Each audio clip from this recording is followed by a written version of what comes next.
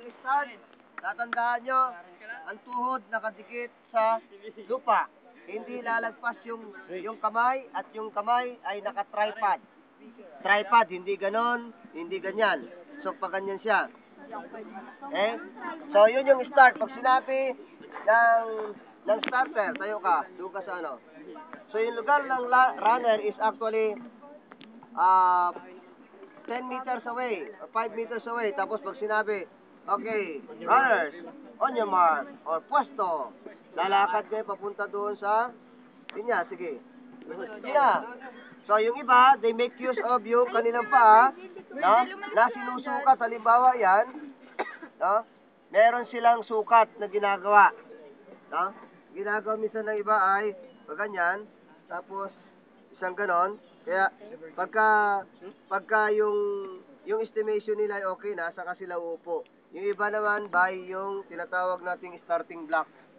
Starting block, inilalagay yan dyan pa ganyan. Tapos pinapako yan. Steady na yan. So doon nilalagay ngayon yung paa na kung saan ay yung tuhod na nakatayo. Okay? Pero ginagamit lang naman talaga yung starting block yan kung talagang nakasanayan mo, kasi yun yung magbibigay sa iyo ng speed, puwersa sa unang-unang yung reaction time.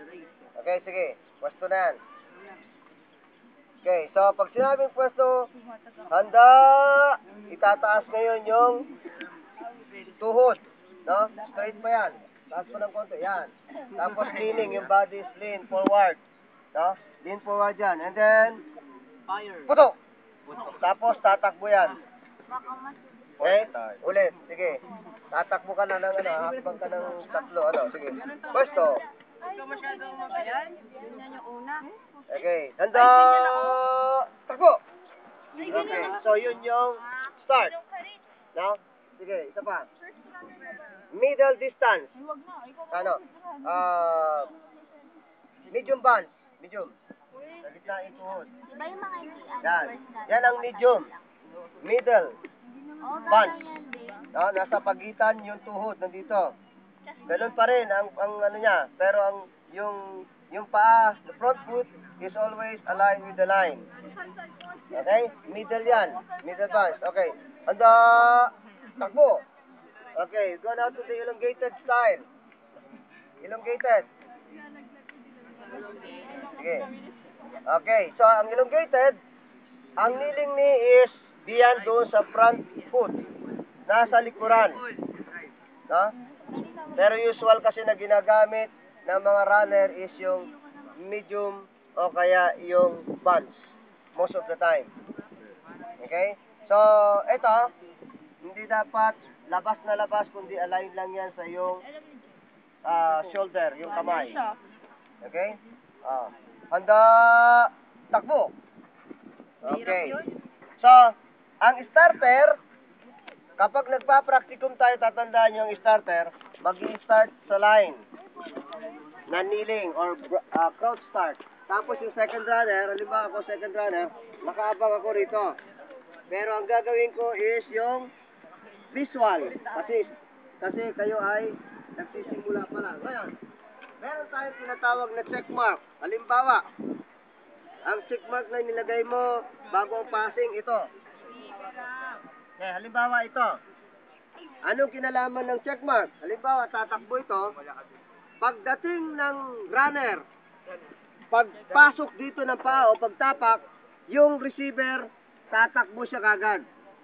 Tatakbo siya na alalay ang pagtakbo. Kaya ang pwesto niya, no? Lapitan natin. Halimbawa, dyan ang check mark, no?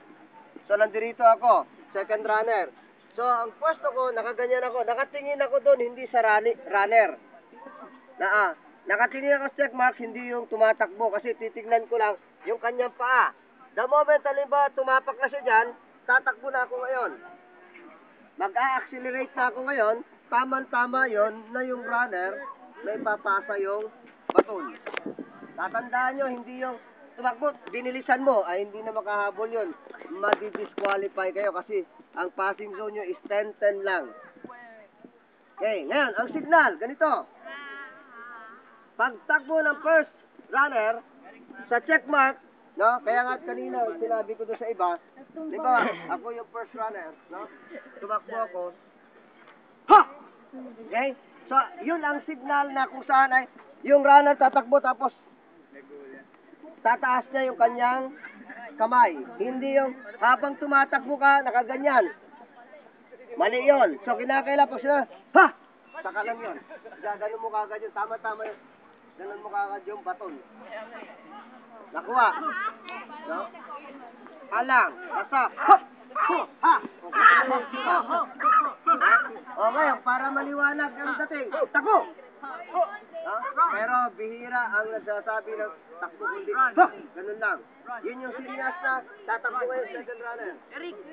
Then the third runner, nakatingin din yan. No? Pwedeng gumaganyan ka na rin. Pagdating doon sa ano, saka ka tatakbo. Nakuha. Ha? So tatandaan nyo yung pagka tumakbo yung sinyas na hop or ha or takbo. Hindi naman.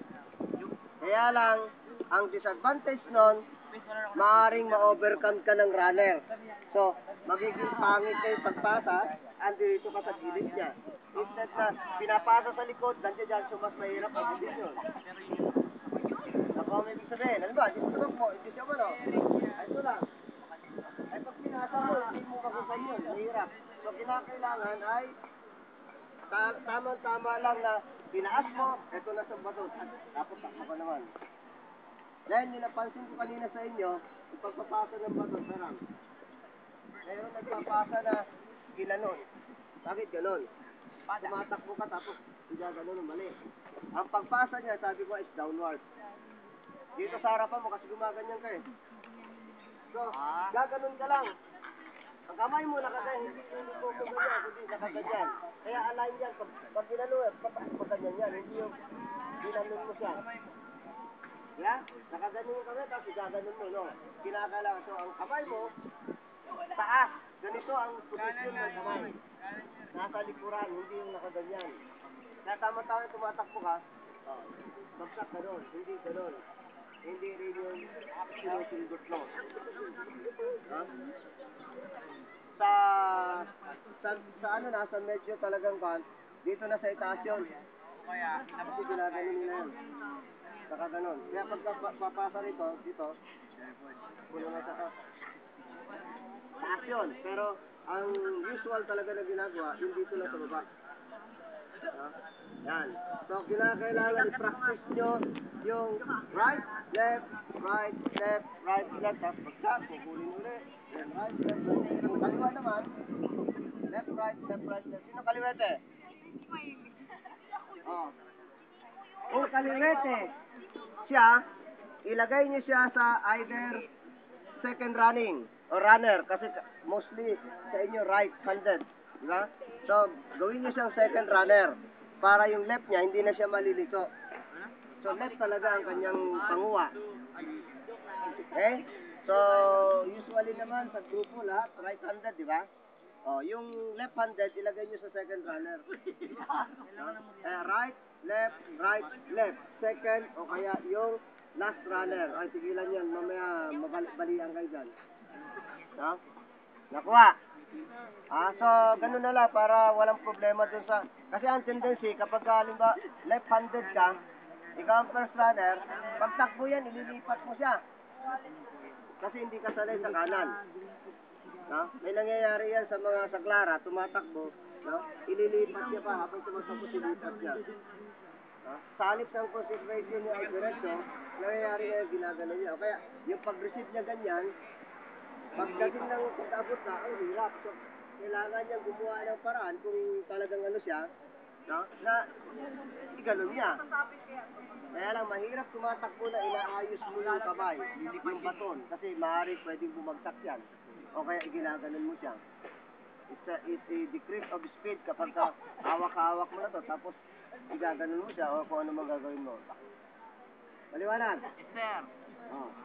So, ang practice niyo hindi lang ngayon. So, you can practice kung talagang gusto niyo ma-master yan, yung free time niyo, pwede kahit nasa likuran ng ano nyo, ganun lang. Basta susundin niyo lang pag sinabi ko na Apat kayo, dahan-dahan, tapos pwede na kayo mag-practice ng may distance na para makuha nyo ngayon yung paraan ng pagtakbo at yung receive nito. Nakuha? Any question? Okay, so kung wala ng question, go back to your room. Ang baton, pakibalik yung baton. Balik doon. Saan mo lang? Andiyan si Uge.